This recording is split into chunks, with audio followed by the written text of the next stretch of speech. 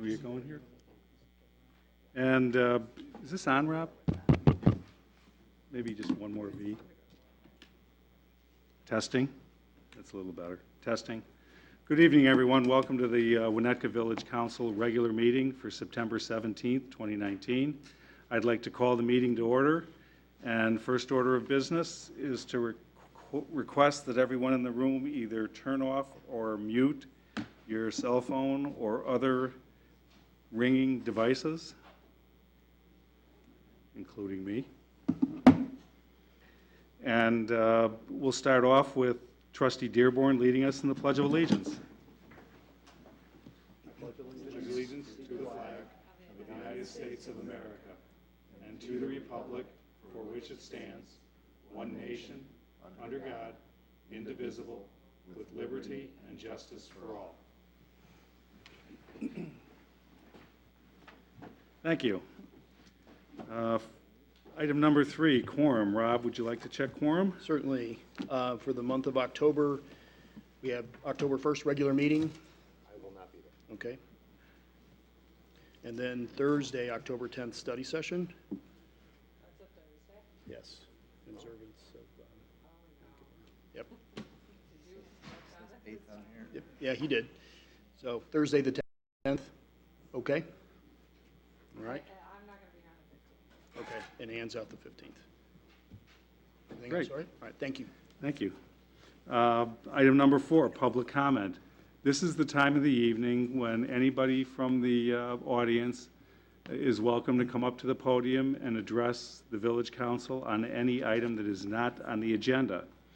And somebody's eager and is already up there, so Louise. Louise Holland, 545 Oak. I don't know if I can comment on something under the consent agenda. So on behalf of the Landmark Preservation Commission of the village, I have a message for the council. Thank you. Oh, great. That's the message? Oh, that was easy. Would anybody else like to address council on any item that is not on the agenda? Former presidents tonight. So All right. You got your- Also, no, I'd like to thank you all for continuing to support the 9/11 flag planning, and especially to Trustee Kripe's children who lead and organize and coordinate this just beautiful, moving commemoration. It started as a student-led, family-supported, community-wide assisted event, and it remains that way today. And I just thank you from the bottom of my heart that you continue to support this incredible, awesome memorial. So thank you so much. Thank you, Jessica. And thanks again, Andy and your family for carrying the torch. We really appreciate it. Well, we had a great turnout, so thanks to everybody who came out. Would anyone else like to address the council this evening on anything that's on your mind? Seeing none, we'll close public comment and move forward with reports. We'll start with trustee reports, and we'll start down here with Andy. No report. John? Sure. I sat in with as the liaison for the Plan Commission for the last 2 days, 3 interviews for people who responded to the comprehensive plan proposal we put out. We're going to have a list of questions, go back and hopefully analyze those a little further and eventually get to the council. Awesome. Thanks, John. Bob?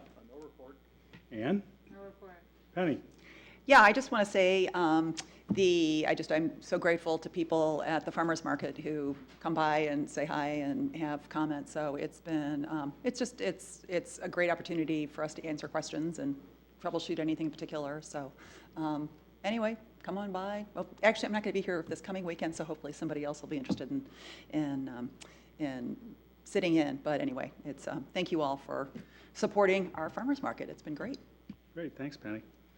Village attorney? No report tonight. Village manager? No report this evening. And village president, I have no report this evening. Moving forward, item number 6, approval of the agenda. Tonight, without objection, ordinances number M8 2019, M9 2019, and M13 2019, the local landmark designations, have been removed from the consent agenda, and they'll be up for discussion under old business. With that being said, may I have a motion to approve the final form of the agenda? So moved. Voice vote. All those in favor? Aye. Opposed? Motion carries. Item number 7, consent agenda. I'll ask the village clerk to read the items on the consent agenda. Thank you. Approval of the village council meeting minutes for September 3rd, 2019, regular meeting. Approval of the warrant list dated August 30th through September 12th, 2019, in the amount of $1,751,820.87. Ordinance number MC 8, 2018, submission and approval of plats of subdivisions for planned developments. And resolution number R73, 2019, authorizing an agreement with GovHR for a compensation and classification evaluation. And resolution number R74, 2019, approval and release of closed session minutes for adoption. Thank you, Rob. May I have a motion to approve the consent agenda by omnibus vote? Second. Roll call vote? Trustee Dearborn. Yes. Trustee Kripe. Yes. Trustee Swerk. Yes. Trustee Wedner. Trustee Lampier. Trustee Caladarchi. Yes. Motion carries. Thank you. Item number 8, new business. Item 8A, North Shore Country Day School Day oh boy, try that again. In alphabet soup. North Shore Country Day School Day Proclamation. This year, North Shore Country Day School is celebrating its founding 100 years ago in Winnetka. Tonight, the council will proclaim October 2nd as North Shore Country Day School Day. Headmaster Tom Flemma and Director of Marketing and Communications, Tura Cottingham, are here from the school tonight. And Tom, I'd like to invite you up to give some comments if you'd like. Welcome. David. David, is it on? Thank you. Good evening, everyone. My name is Tom Flemma, and I am the head of school at North Shore Country Day. I want to say thank you to the members of the council for this proclamation and for the strong partnership we at North Shore have always had with the village and this council, with the emergency services and the various town offices. I see a lot of familiar, friendly faces in front of me, and I feel blessed by those relationships. We're so honored to be celebrating our centennial at the same time that Winnetka celebrates its sesquicentennial. In every way, we as a school have grown up with the village. We were founded in 1919 by a group of Winnetka families who wanted to incorporate the very latest in educational thinking into their school, and we still serve hundreds of students from Winnetka and from 37 different zip codes around Chicagoland. You may not be familiar with our mission statement. We think it represents not only our school goals, but reflects those of the village as a whole. It reads, quote, "We prepare students with a challenging education that requires them to think critically, communicate effectively, and engage fully in their intellectual growth and personal development. In doing so, they become self-confident, ethical citizens of the world who embody our motto, live and serve." Thank you to all of you in the village who serve our citizens every day, and thank you for your ongoing support of our school. We look forward to the next century of our partnership. Thank you. Thanks, Tom. And if you just stay there at the podium for a moment. Okay. I'd like to read the formal proclamation. Great.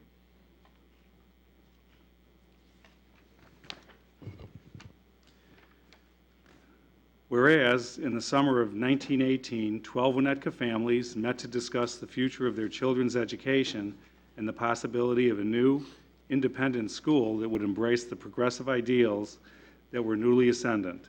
And whereas, in 1919, 31-year-old Perry Dunlap Smith was hired to start the school on a 16-acre campus at 310 Green Bay Road, purchased from the Girton School for Girls, using the progressive education and country day school movements as models.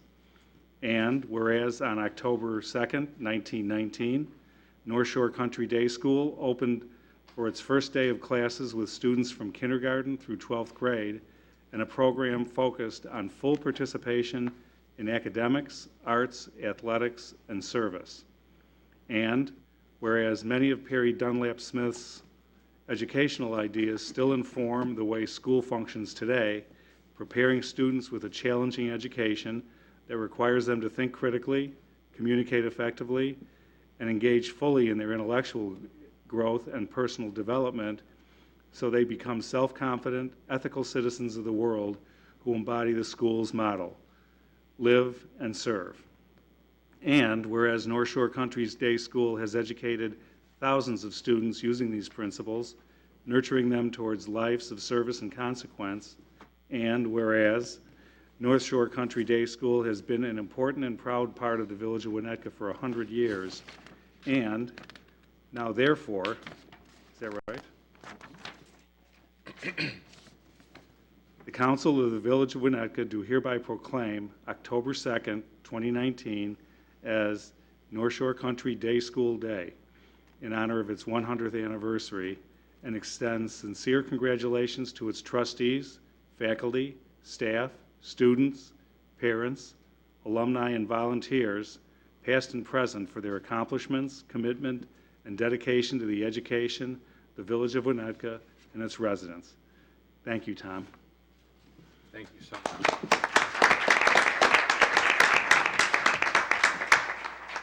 And I have some lovely parting gifts. Wonderful.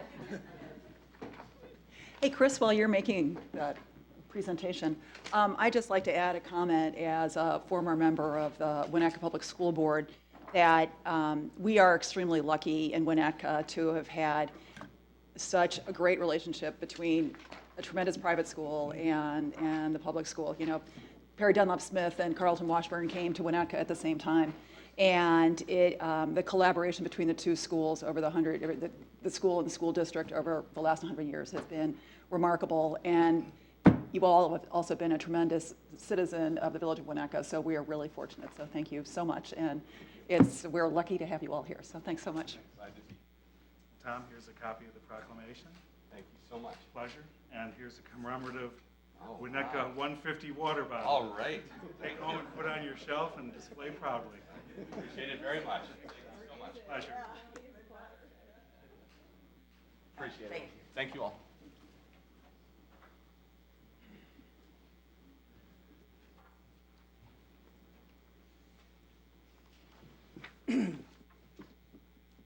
Those are always a lot of fun. So we'll be moving on from there.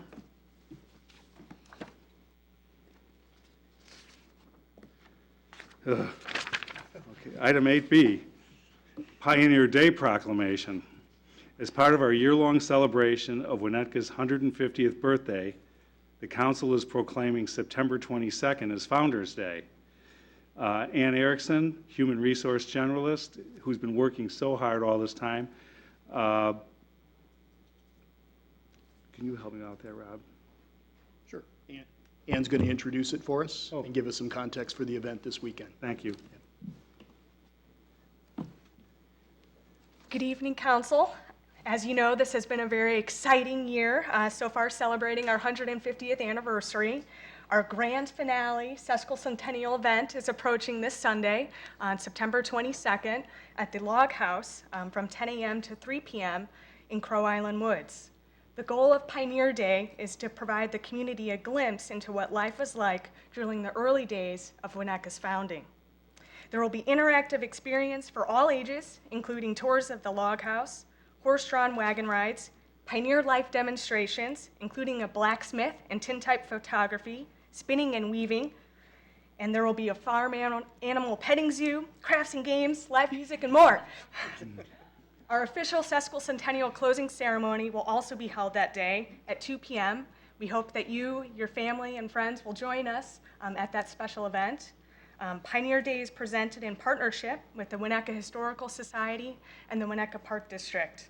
For more details, I encourage you to check out our winneka150.org website, and I hope everybody in this room joins us for the wonderful event.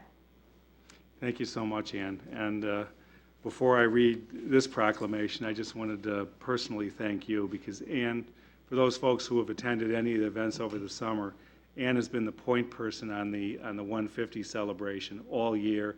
It's been over a year. I know you've been talking about this probably for the better part of 36 months, and she has just done a fantastic job getting everything organized, visioning, collaborating with all the other groups involved, and I really think it's worthwhile to just give Ann a real big round of applause for helping us. Thank you so much. Thank you, it's been an honor. And with that said, I'll go ahead and read the proclamation for Pioneer Day. Whereas 2019 has been designated as a year of celebration in honor of the 150th anniversary of Winnetka's founding, with the official theme of People, Places, and Progress. And whereas the Schmidt-Burnham Log House, built in 1837 of hand-hewn, squared logs, is a beloved and irreplaceable historic building and is the largest and oldest surviving log structure in Cook County. And whereas the log house was originally located on the current Indian Hill Golf Course and was occupied by Peter Schmidt and his family from 1841 through the 1860s. And whereas in 1917, the log house was purchased by Anita Willits Burnham, a prominent artist and author who relocated the structure to Tower Road and used it as her home and studio. And whereas Ms. Willits Burnham placed great importance on the preserving of the log house due to its age and standing in early Winnetka history, and her preservation efforts predate any other efforts to save North Shore log houses by over 50 years.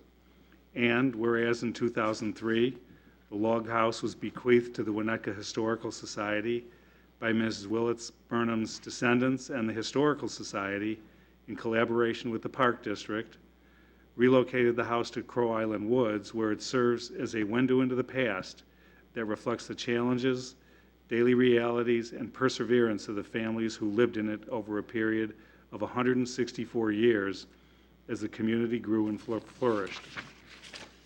Whereas the Historical Society painstakingly restored the log house, which is listed on the National Register of Historic Places, and costume docents conduct educational tours of the house that provide insights into what community life was like during Winnetka's early years. And now, therefore, the Council of the Village of Winnetka do hereby proclaim September 22nd, 2019 as Pioneer Day, and in partnership with the Historical Society and the Park District, invites the community to the Schmidt-Burnham Log House to imagine village life 150 years ago with a day of fun and educational activities and the 150th closing ceremony. Thank you.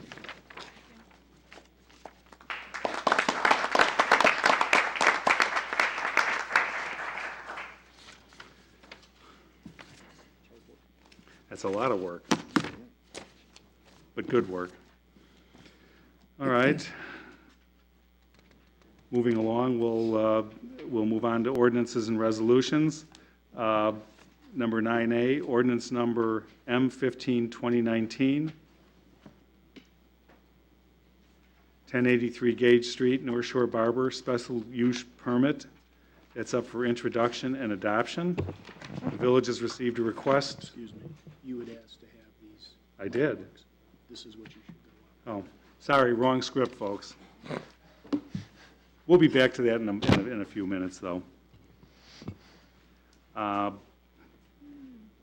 We are going to start off with ordinance number M8, 2019, 949 Fisher Lane, landmark designation. Sorry, David. This is up for adoption. At the council meeting on September 3rd, the village council introduced the following three ordinances designating three Winnetka homes as local landmarks. I would like to call for comments or questions from the audience on these landmarks. Any comments or questions on the landmarks? Seeing none, I'll bring it up to council. Are there any comments from council on these three items? The houses are a week older. I would just like to say I'm so thrilled to see that these houses have been nominated and the homeowners are interested in getting them registered, or whatever the correct term is. And thanks to the Landmarks Commission for doing this. I'm really excited about it. Thanks, Penny. Okay, may I have a motion to adopt ordinance number M8, 2019? So moved. Roll call vote? Trustee Dearborn. Yes. Trustee Lampier. Yes. Trustee Caladarchi. Yes. Trustee Kripe. Yes. Trustee Swerk. Yes. Trustee Wedner. No. Okay, item B, ordinance number M9 2019, 779 Bryant Ave, landmark designation. May I have a motion to adopt ordinance number M9 2019? So moved? Roll call vote? Trustee Lanfair? Yes. Trustee Dearborn? Trustee Wedner? No. Trustee Swerk? Yes. Trustee Kripe? Yes. Trustee Caladarchi? Motion carries. Item C, ordinance number M13 2019, 1094 Fisher Crescent Lane, landmark designation for adoption. May I have a motion to adopt ordinance number M13 2019? Second? Roll call vote? Trustee Caladarchi? Trustee Lanfair? Yes. Trustee Wedner? No. Trustee Dearborn? Trustee Swerk? Yes. Trustee Kripe? Yes. Motion carries. Thank you. Now where are we going? Now we're going to the barber shop. Okay, and just so everybody knows, I switched them around because I thought if there were people here just for the landmark ordinance, we'd get you out of the way early so we could kind of move things along and not make you sit through the barber shop conversation if you didn't want to. So now we'll move on to ordinance number M15 2019, 1083 Gage Street, North Shore Barber, special use permit. This is up for introduction and possible adoption pending conversation. The village has received a request for a special use permit from the North Shore Barber to allow a barber shop on the ground floor in a commercial retail overlay district. Here to review the case is Community Development Director David Schoen. David? Yes, just quickly, recently the Village Council amended the overlay district, which now requires beauty salons, nail salons, barber shops to go through the special use process. So the applicant had to go through the special use process in a space that a few months ago had been occupied as a barber shop. They went before the Plan Commission. The Plan Commission discussed it and unanimously recommended approval of the barber shop, and so it's before you this evening for your consideration. Great. All right. Any questions for David from council? What's a barber shop?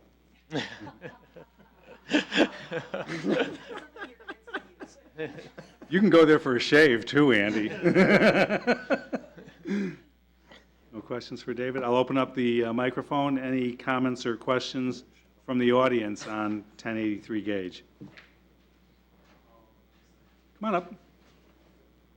He's the tenant.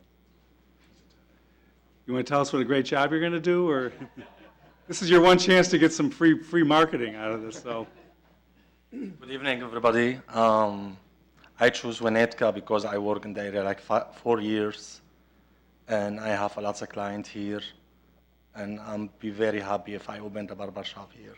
Great. Well, thank you. We welcome you, I think, in a minute. Appreciate you coming out tonight, too. All right, is there any interest in waiving introduction and moving right to adoption on this? Yes. Yes. Just a quick raise of hands, just to make sure we got, okay, we're good. We'll be waiving the introduction, so we'll move right to adoption. May I have a motion? Oh, I guess I got to go through this too, right? Motion to waive. May I have a motion to waive introduction of ordinance number M15 2019? So moved. Second. Roll call vote. Trustee Swerk? Yes. Trustee Kripe? Yes. Trustee Caladarchi? Trustee Lanfair? Yep. Trustee Wedner? Trustee Dearborn? Okay, moving forward, may I have a motion to adopt ordinance number M15 2019? So moved. Second. Roll call vote. Trustee Wedner? Yes. Trustee Kripe? Yes. Trustee Swerk? Yes. Trustee Dearborn? Yes. Trustee Lanfair? Yes. Trustee Caladarchi? Motion carries. Can And- I just make a quick comment on this? Because, you know, people might be asking why are we even, why did this come, why is this now special use? And just, as we are not overrun with barbers, this was a pretty easy decision, I think, but in, you know, in the situation that we should have a lot of barbers and, you know, other people are trying to establish retail establishments, I think that's why we've got this. So it's over the long term, long view is the reason why we have this going. So thank you very much for your patience. We really appreciate your cooperating with the change in the process. Thanks. Good luck. Thank you, Penny. Okay, we'll be moving forward. Where are we at now, Rob? I have to apologize too. I just spent the last 2 days on the beach and my head is still on the beach, so I'm trying to get it back into the more. We don't feel very sorry for you. Huh? Is this the right spot? Okay. Now for the main course for the evening. Item D, recreational cannabis businesses, public hearing. On July 16th, the council adopted resolution number R65, 2019, initiating a process to consider whether cannabis businesses should be permitted in Winnetka. Tonight, a public hearing will be held to hear the community's thoughts on whether the village should, 1, prohibit dispensaries and other cannabis-related businesses, or 2, allow such businesses with conditions, including operation and location of regulations, as well as the imposition of a sales tax on cannabis projects. And before I turn this over to David, I just wanted to make a single public statement that, you know, I've received a lot of emails, and a lot of people are under the mistaken belief that there is an actual application for a cannabis dispensary on the agenda this evening, and there is no such thing. There is no business seeking at this point in time to open a cannabis business here in the community, nor has there even been any interest shown from what I understand at this point in time. We are studying this issue, and a lot of people say, why are you even thinking about it? Well, the reality of it is the state of Illinois passed a law permitting recreational cannabis to be distributed in a retail environment, and we're trying to decide as a council, as we should, whether or not to allow this. Now, we put a stake in the sand with what's commonly referred to as a red flag provision, resolution that put everything on hold until we could get to this point. But folks need to understand, and I'm sure a lot of the people who send me emails aren't watching, but people need to understand that we aren't considering any sort of an individual application here, that this is strictly a policy issue, and in order for us to get to a decision, we need to have a public hearing. We can't just willy-nilly enact a law on something like this without going through the appropriate procedures. So David's going to walk us through some background issues and kind of clean us up on that. We've got plenty of time for folks to speak at the microphone, and then we'll bring it up here for deliberation and make some decisions. Okay. Excuse me first. I got to open the public hearing. Oh, I'm sorry. I talked to the village attorney earlier. Because of some of the business stuff I do with my business, I'm going to recuse myself from this particular item. Thanks. Thanks, John. Okay, the public hearing is now open. David? Yes, so when you discussed and voted on the red flag resolution, we talked about having the public hearing before the council, and we did the code requirement of placing a notice in the newspaper, but in addition, at the request of the council, we spread the word through eWinnetka, Facebook post, and on the village's website, had reached out to newspapers in terms of it coming up, so we wanted to let the community know that tonight was going to be the public hearing. As President Rentz said, you adopted the red flag resolution. Basically, you know, the first question for the council is whether or not to allow the sale of cannabis in a retail establishment in the community. And if it's a no, then you would direct staff to prepare an ordinance to do that. If you are interested in having further discussion, then you would need to provide us with some direction in terms of what that may look like, where we would allow it, and how or the process by which someone would get approval for it. So I'm just going to run through the staff report quickly. So the state act defines certain cannabis businesses. Some of those are involved in the growing and processing of the product. Others are involved in the sale or the dispensing of the product. So your direction, we need direction on all of the issues, on all of the uses. Given our community, some of the uses in terms of a cultivation center and large processors doesn't seem like we have the zoning districts for those. So I think the discussion will really be focusing on the dispensary aspect of what's allowed by state law. In terms of zoning districts, they would be in our commercial districts, which are also mixed-use districts in Indian Hills, Hubbard Woods, and the Elm Street or Downtown Business District. Those are identified on the maps and included in your pass out in terms of what commercial districts we could consider allowing them in. In addition, if you decide you want to pursue considering allowing dispensaries, is we would need some direction on whether it should be allowed in the zoning code as either a permitted use by right or as a special use. And in the report, we talk about the process for special use, and that varies based on where it's located in the community. And on the slide, we describe the difference, a slight difference in process. But in either case, there is public hearings. The public is provided an opportunity to comment on the specific location before one of your advisory bodies. They send a recommendation to you, and then you would make the ultimate decision on whether or not to allow the use in the particular location that they're requesting. Also, as part of that process, the special use process, we have standard review criteria that we look at for any special use. We listed those in the staff report. So any special use, we look at these standards and considering them. In addition, the council could apply additional specific standards. You could limit the number, you could limit the size of a dispensary, you could limit its location in terms of its proximity with particular uses you may have concerns about, whether it's a daycare facility, a school, a single-family residential zoning district, a public park.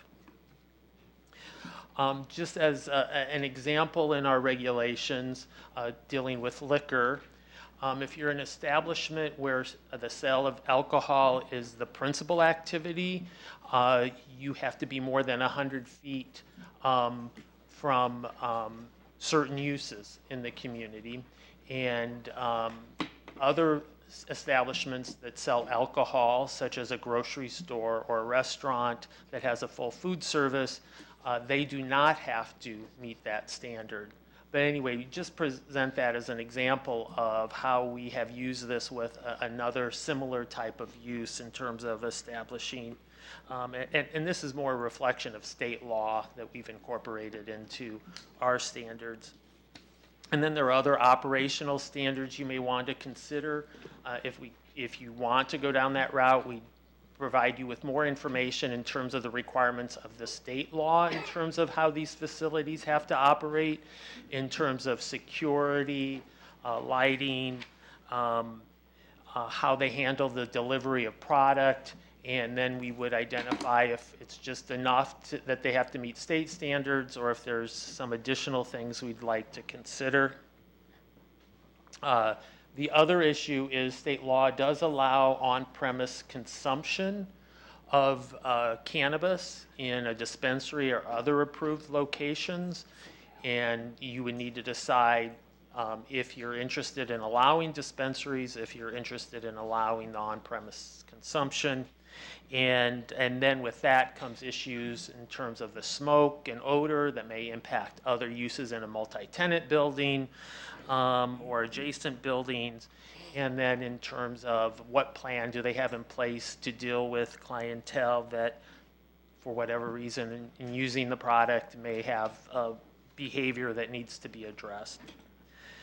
So tonight, after you hear from the public, we're looking for some direction from the council. Either it could be you want further information or you direct us to prepare a document to prohibit dispensaries in the community, or you want us to draft an ordinance for your consideration in the future to have further discussion on allowing the use in the community. And then in addition, would like some direction if you are interested in allowing it, what to do about the imposition of the 3% tax on retail sales of the product.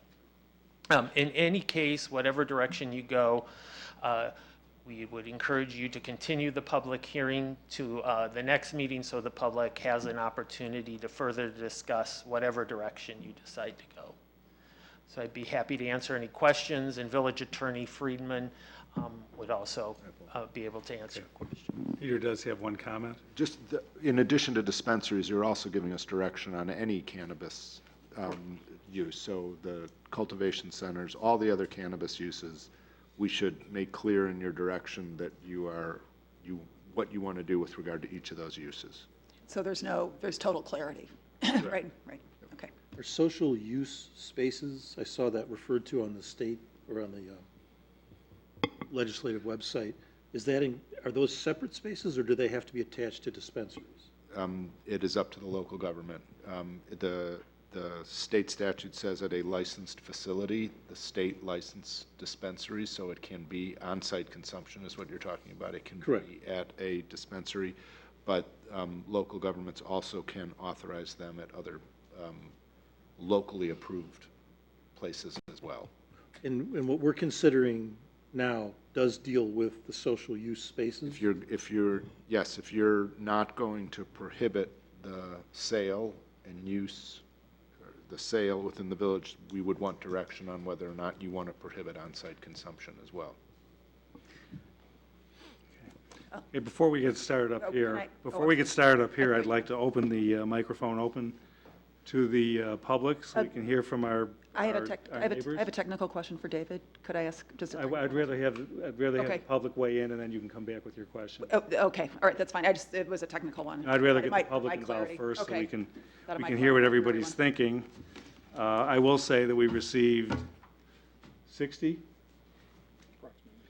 Plus or minus 60 emails on the subject, and got a good perspective of what people here in the community are thinking about.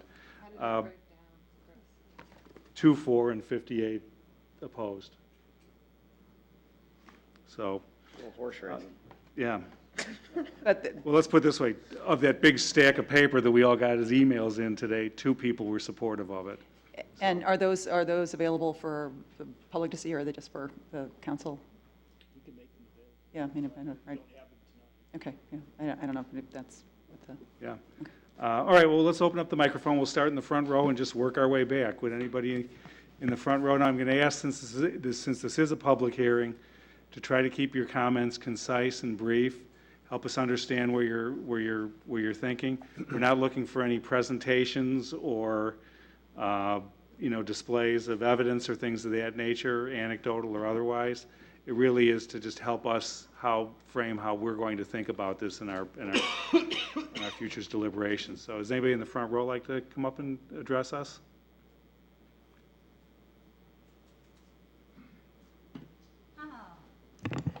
Two weeks in a row. Wow. First time in 36 years in the Welcome. council meeting. Thank you.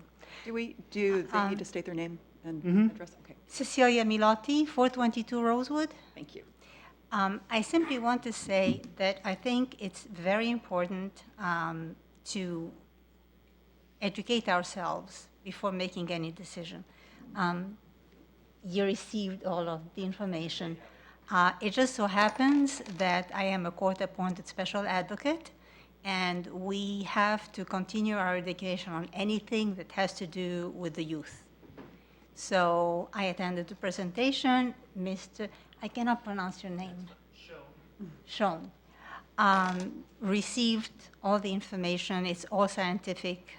And just like I was educated, because that's the way it has to be with CASA, I would strongly suggest that everybody takes the time to educate themselves, because there are real dangers to the young people. Right. And most especially, any damage to the frontal lobe of a teenager or a child is irreparable. So that's something to really, really think about. And that's it. I don't want to take too much time. Thank you. And by the way, your PowerPoint presentation was circulated to council as part of that packet, so I did take a chance to look it over, and it was very interesting. So we've all seen it, or all have it in our inboxes, and we'll definitely take a peek at it. Okay, Thank and you. as I had mentioned, the doctor who provided all this information has graciously offered to come and attend a meeting, any future meeting. Well, thank you. You're very welcome. Anybody else in the first row? Second row. Anybody in the second row like to address council? Come on up. Hi, my name is Maggie. Kind of going along with what she just said, in the wake of this whole vaping epidemic and all the illnesses we're hearing about in the news, e-cigarette companies have been under fire from marketing to teens. And I was just wondering if cannabis business is allowed in Winnetka, what measures will be taken to prevent it from being marketed to minors? That's a good question, and one we'll be discussing soon. Thanks, Maggie. Anybody else in the second row? This side? Let's move back to the third row. Anybody in the third row like to address council? Wow, everybody's just listening. Fourth row. Anybody in the fourth row like to share your thoughts with us? Wow. Okay, anybody in the room, would they like to share their comments with us?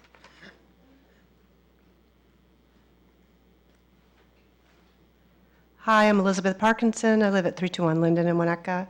I appreciate the opportunity to address you as you begin thinking about this issue.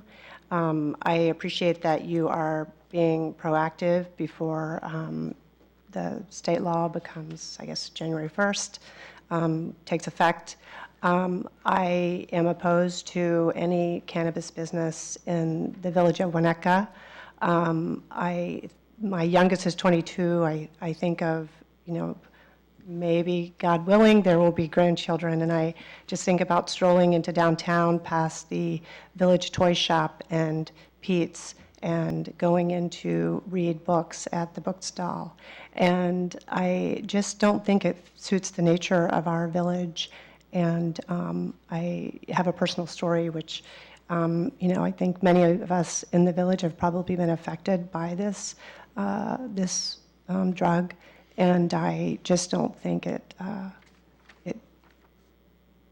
don't think we need any more of it than is already here in our village. Thank you.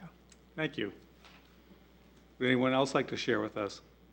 Come on up, Jessica.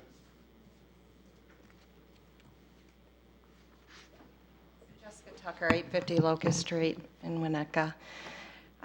So you have an email correspondence from Creed and I, so I think you all know where we stand on this issue. We've sent several into the council, and I would encourage you, as we did in the post office discussion and other public discussions, that you do make those emails available to the public and as part of the record, particularly in this case where it's so overwhelmingly in favor of opting out. So all I'll add to the conversation is that this is one of those policy decisions that sends a huge message to the community about who we are, what we value, and what we cherish as a community. So I hope you'll send the right message and vote to opt out. Thank you. Thank you. Anyone else?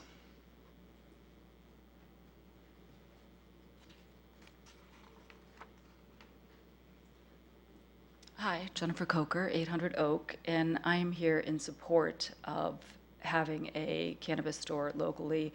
I'm the only one who will get up and talk, but I know I'm not the only one who feels the same way. I think the revenue that it can bring to the village, I think the immense amounts of unoccupied business space that Winnetka has. If a business owner comes in with a plan and has it meeting every single criteria that the village has pointed out, they have a right to open their business, like this gentleman who wanted to open a barber shop. No, it's not the same, but we need stores to be occupied. We don't need bigger sidewalks and different things. We need people to want to come to Winnetka and want to do their business. And if Winnetka doesn't start it, there's other villages around here, and that's where the tax dollars are going to go, and that's where people who, not only teenagers, there are people with medical needs, there are people who, as adults, can choose to do what they want to do, and they're going to do it whether it's in Winnetka or not, so why not take advantage of the revenue, the tax dollars that it can bring in? Thanks. Thank you. Richard? Thanks, Chris. wanted to say congratulations. I thought it was going to get hairy. Wasn't even a close shave. No. I'm going to agree with her, just at least to look into it for the tax reasons and keep it away. I think there's a lot of weed out there. We might as well make some money off of it. We have binnies. Maybe we can, people can go in, adults like us that maybe want to try it. I tried it once. Well, it lasted about 20 years, but it was just that one time. But I think, it would also help the restaurants in town. So I think it'd be a lot of money all the way staying in town. At least look at the tax part of it. We could use the money. Thanks. Thank you, Richard. Would anybody else like to address council? Seeing none, I will close the public comment session.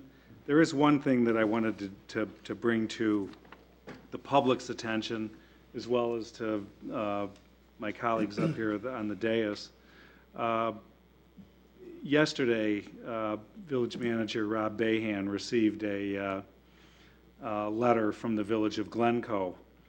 I'm not going to read it verbatim, but I'll outline their thinking. Is obviously they're studying the same issue we are, and interestingly enough, they thought it would be in their best interest to consider potentially allowing the sale of recreational cannabis, not in their precious bucolic downtown, but in the shopping strip center that directly abuts our northern border and that most people actually think is Winnetka, and along the highway, which abuts, their neighbors in Northfield. And they're going to be having a public hearing on this at their zoning commission. They've delegated this to their zoning commission rather than dealing with it at council first, which will be at October 7th, 2019 at 7:30, Glencoe Village Hall, which is 675 Village Court in Glencoe. And I would suggest that if you are concerned with the opening of an establishment that is basically abutting our borders and adjacent to one of our primary business districts, that you help the Village of Glencoe understand where the Village of Winnetka falls on this issue. I was really disappointed to see this because, clearly it's opportunistic, and they've been seeking our participation and guidance in many other issues, and this, to me, doesn't send the message of being a good neighbor and a collaborative neighbor.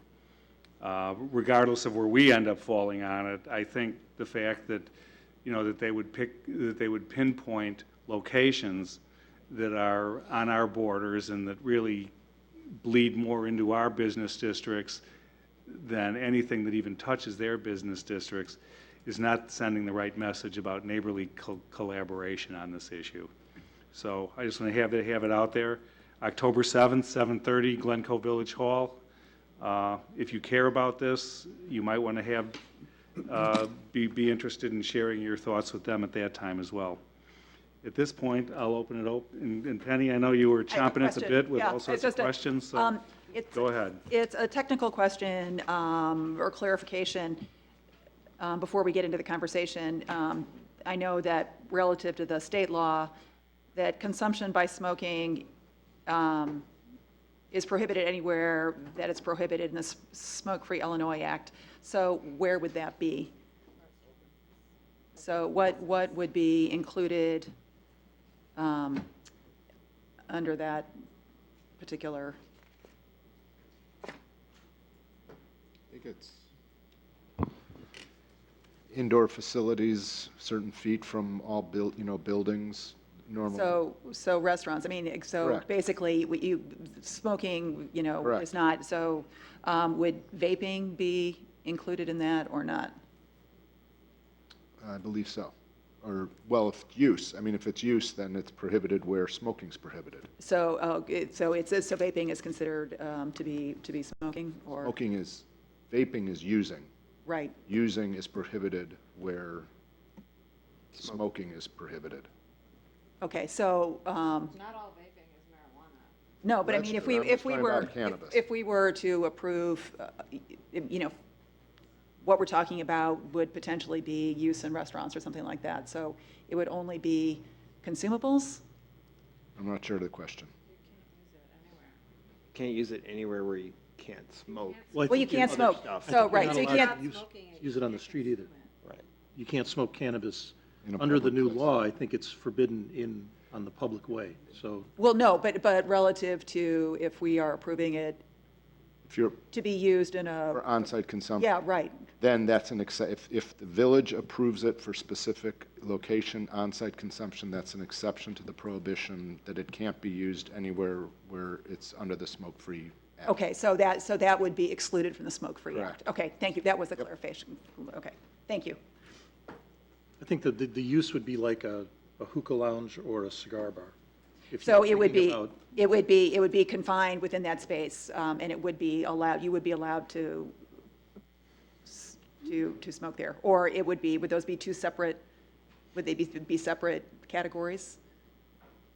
I think so. I think if you were going to have marijuana, cannabis use in a private, in a space, and cigar, you mean, would a cigar place have the same? Don't start picking on cigars now.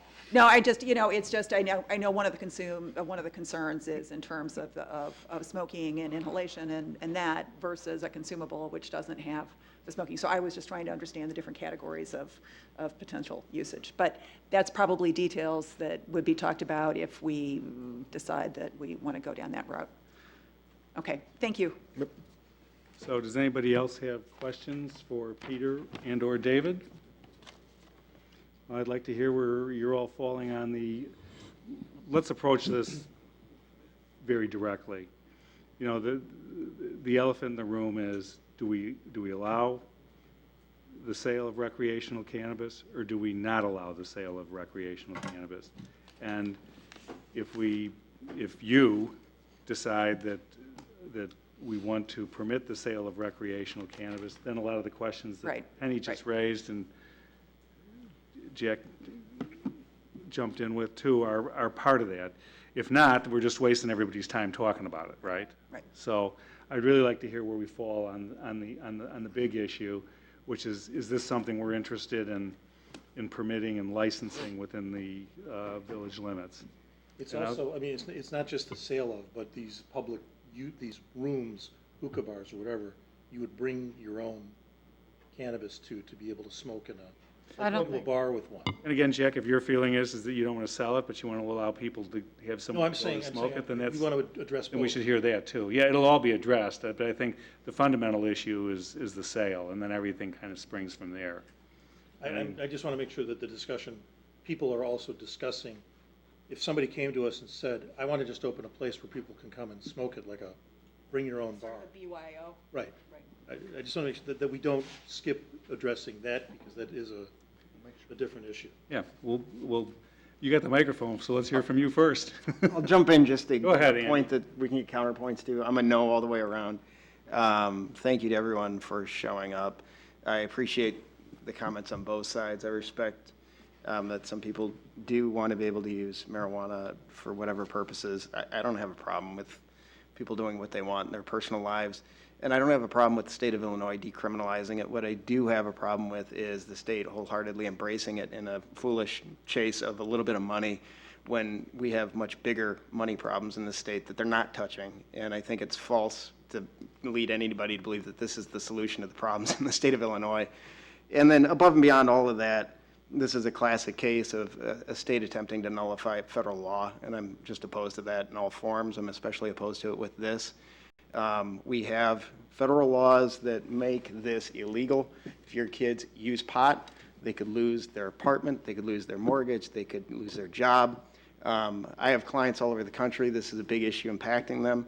I'll tell you, in Colorado, for example, people ask, well, what's the Colorado experience?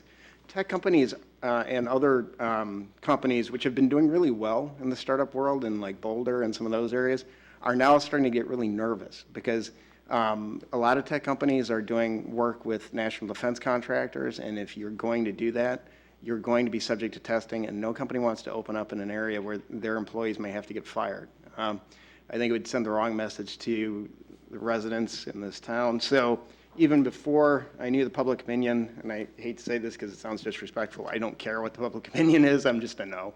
I would have been a no if it was 58-2 the other way. Great. Okay, can I jump in? Sure. Okay, so I want to full disclose because I don't think there's a conflict, but my husband has invested in different segments of the cannabis business. And so, but there's no conflict in terms of what we're talking about in our area.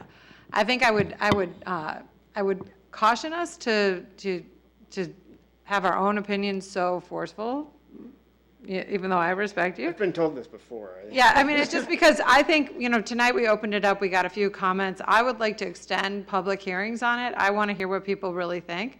I don't know which way, I'm going to vote and do what the people of Winnetka want to have. I don't want it to be something that is laid over onto the village, but I think that we need to have more voices come forward, and I wish people would be, proud of whatever their position is. I don't think it's like a moral question or a are you a good or a bad person question. I think it is really, struggling with a new law and a new opportunity and, and a new direction. So I also don't think, and I appreciate the question about it being marketed to kids. It is specifically a 21 and older, facility. And, and the most important use, of course, of these products is for people with medical issues, even though we've already had medical marijuana approved in the state. I mean, that is where the breakthroughs are. That is where the hope is. And so, I'm not willing to impose my perspective on it. I don't personally use it or like it or whatever. It's not my thing.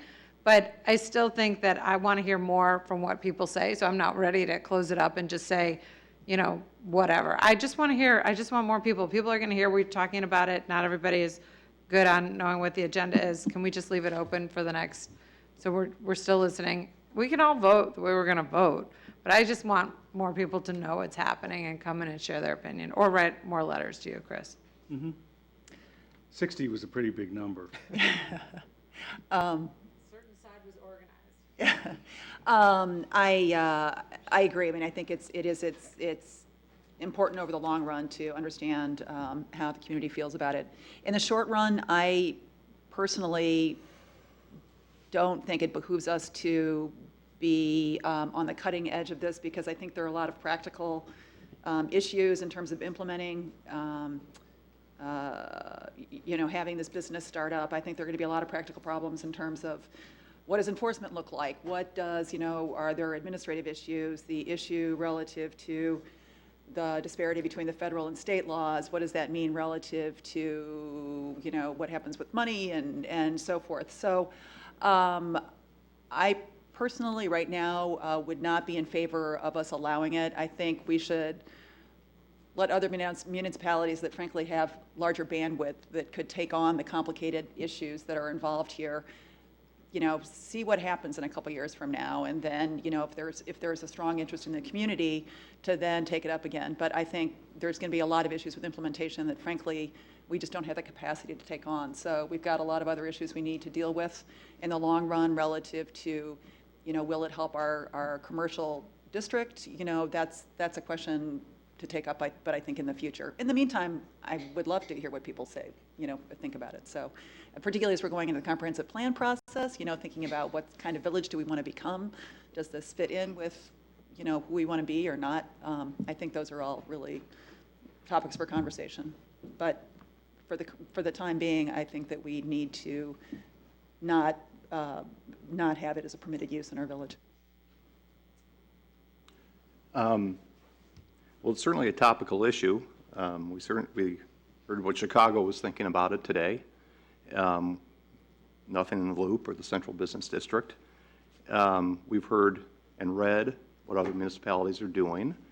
I think we probably all had conversations with friends and people that are involved in areas impacted by cannabis, and so that might shape our opinions a little bit.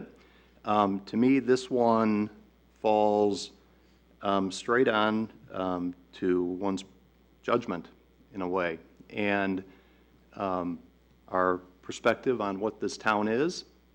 As Jessica mentioned, the messages we send out to the community, and this one in no way, shape, or form falls into my perspective of this town at all. I think it would be a terrible signal to our youth. I agree with Andy. Anyone out there who wants to use it, feel free and have a good time. But I think we need to think about the message to our kids and how they might interpret it. The data is unclear on this. Everyone has data that might support their opinion on the impact of cannabis on a youth brain and so on. And that's not even, I mean, I imagine it's probably not good. And so this is not a message that I would just, as a person elected to this position, I'm just going to bring my own personal judgment. I would not support this in any way, shape, or form. I think we should be, other than that it's legal for consenting adults to use, I think we should be a total cannabis-free municipality. Great, thanks, Bob. Jack?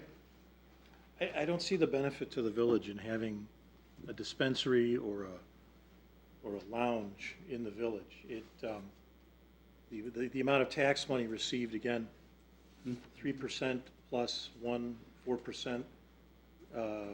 So on small sales, you're making small money for very minimal benefit. I think people can go ahead and use it at home if they want, and I think that would take care of helping the restaurant problem, because they certainly could get hungry at home. But I mean, seriously, I don't think it's a benefit to the village. People may want to use it, but again, I don't think that Winnetka needs it, and it's kind of like liquor stores or standalone bars or other businesses that we don't want to have in the village. People can find this service in other locations. Vinnie's is in Glencoe, and it's apparently what we'd call the Vice District. Glencoe's Vice District is being created on our northern border. So again, I'm against it. I don't see the benefit. I don't mind having hearings where people come and tell us and try to convince otherwise, but it just doesn't seem it would be helpful. Great.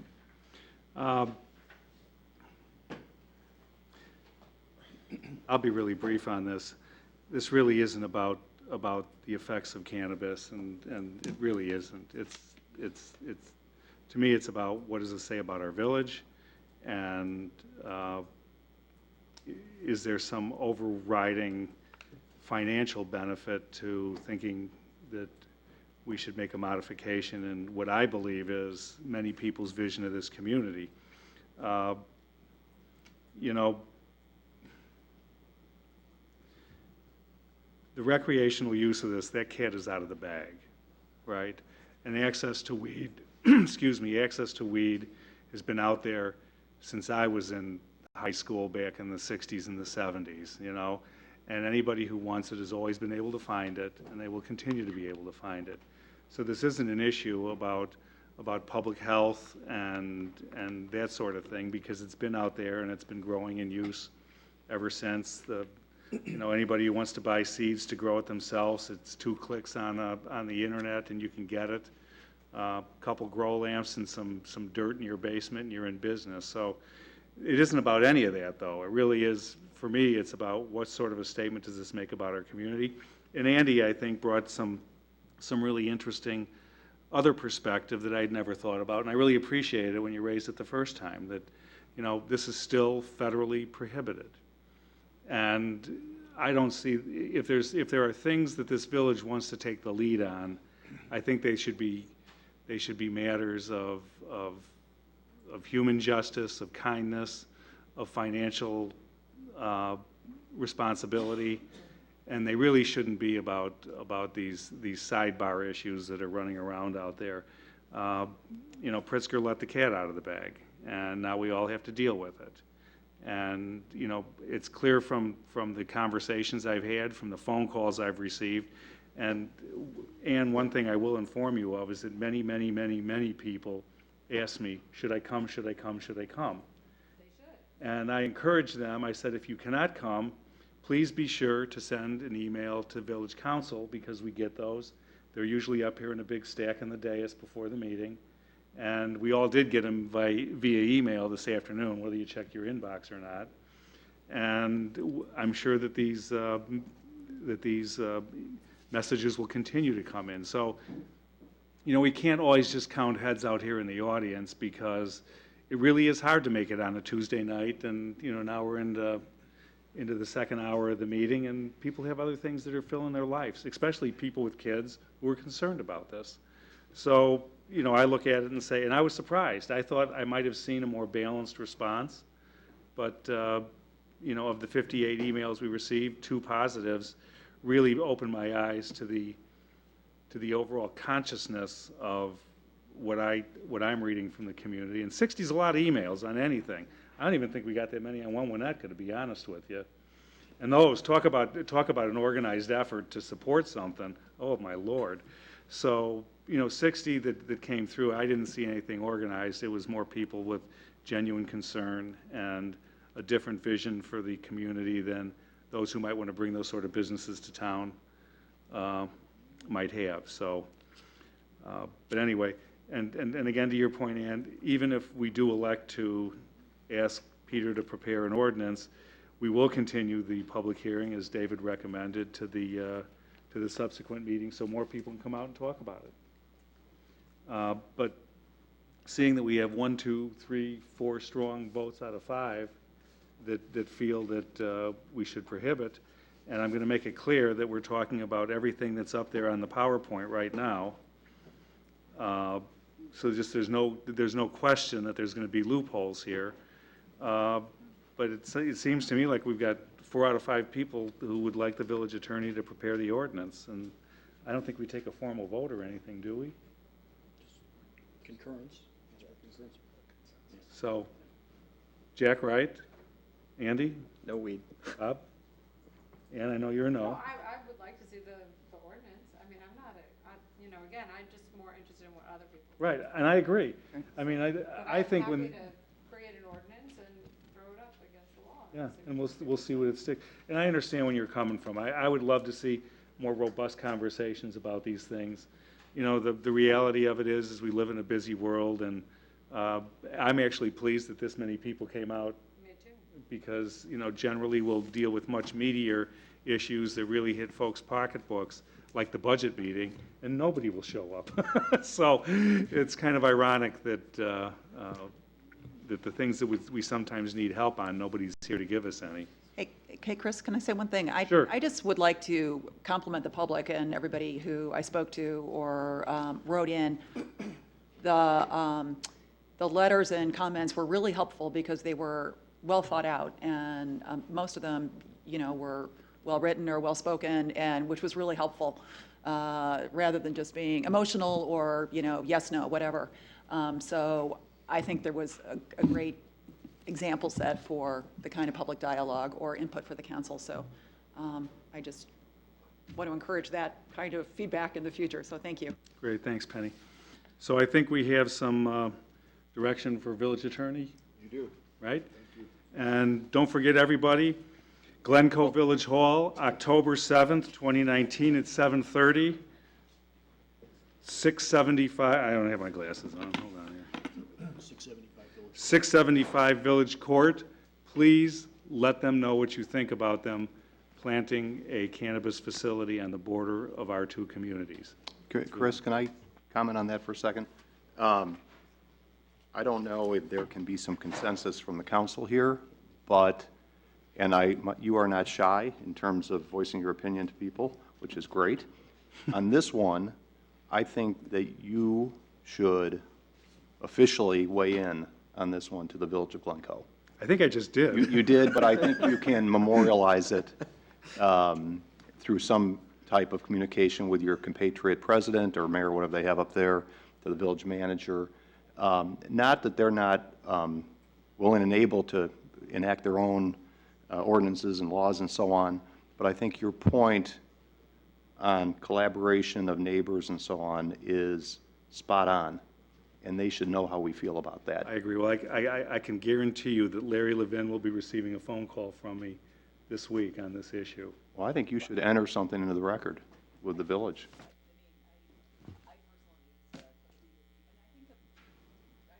as a trustee, I think the part that I would like to communicate to them is that although it may, that Hubbard Woods area, that strip mall may be on the periphery for their village, that's a contiguous and important part of our Hubbard Woods business district. That's what I just said. Yeah. I mean, let's hit that really hard, because anything, any sort of consideration in the future, I mean, not just relative to this, but I hope we can communicate as a board of trustees that we hope they understand that,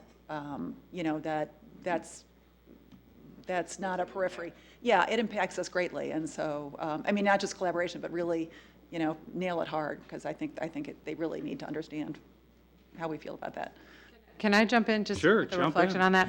I think that's what I brought up the first time we were talking about cannabis, is that it's going to be everywhere and it's permeable and we can't control it.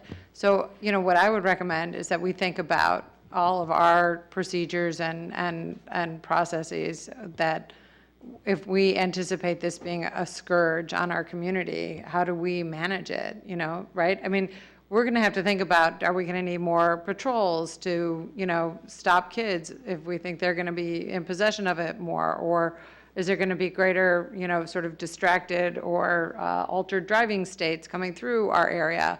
Are we going to need more patrolmen? I'm just saying, like, if this really is going to be this terrible, awful thing that everyone who's against it thinks that it's going to be, then we really should think about how do we protect the community, because there are no walls here. It is an easy substance that moves around, and then we should think about how we're going to manage it, whether or not we have the store in our. And just understand, my position isn't that this is some scourge that's coming. Really, what it is it's a very unneighborly methodology that, well, we'll go ahead and pin it up against Northfield, and we'll pin it up against Winnetka, and we'll suck all the tax dollars out of there because it's easy, but yet we're not going to permit it in our own downtown. And that's the part I don't like, is that they're just being advantageous about it. And some people would say, well, that's good business, and that's, great vision, that now they're going to pick up Wilmette and Winnetka and Northfield from a taxing revenue standpoint, but it's a very low way to do it. And I'll tell you something else. I mean, the next time they call me and want to talk to me about a water collaboration and shutting down their plant and bringing this whole thing together so we have a regional water district, I'm going to tell them, talk to Northfield about what they're paying, because that's what you're going to pay. Okay, but just in terms of that, I mean, I'm not condoning it, but the state of Illinois is thinking about putting its dispensaries all along the borders that it has with neighboring states, like Indiana, Missouri, and everything else, because you can't get it there, so they're going to drive across the border and get it in Illinois. It is a complicated issue. It brings out all of these neighbor issue things, and we're dealing it on a smaller scale, but it's happening in contiguous states all over the United States. Oh, no doubt. I was up in Michigan this weekend, big billboard on 94, Hemporium or something like that. We accept IL cards. So, I mean, I get it, okay? But the point is these are our neighbors, and we're supposed to be working collaboratively to understand these issues, and then to find out through a backdoor correspondence that, oh, by the way, we're thinking about this, was not very pleasing to me. So, anyway.